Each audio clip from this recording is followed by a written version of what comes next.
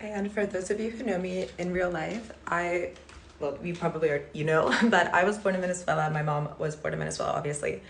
And my grandmother was also born in Venezuela. So we're Swiss by lineage. But because my grandfather had decided to embark on this business venture in Venezuela, my grandmother ended up being born there. And then my mom was born there literally the day that my grandmother got off the plane from Washington, D.C., 9 months pregnant. The story is pretty funny, actually. She was like, she had gotten on the plane, like she had hidden her belly, like she was like really small. She was also 15. My grandmother was 15 when she got pregnant.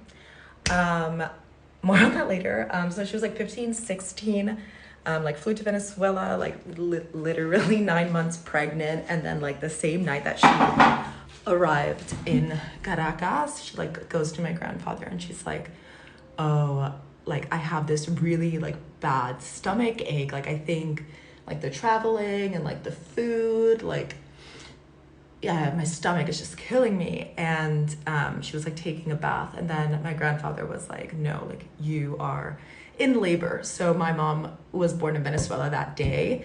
And what I think is so crazy about that is then later, my mom, like I ended up getting born in Venezuela. My mom was raised in between Venezuela and Switzerland. But later, like we ended up having to escape Venezuela because of the like new dictatorship that took over, and we went to Miami, and my mom like worked really, really hard to become American citizens, like legally, obviously.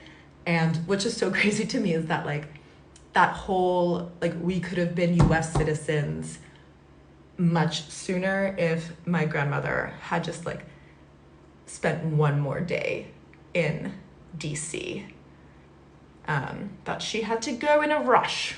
And she had to go in a very big rush and a big hurry all around the country until she finally made it to Venezuela.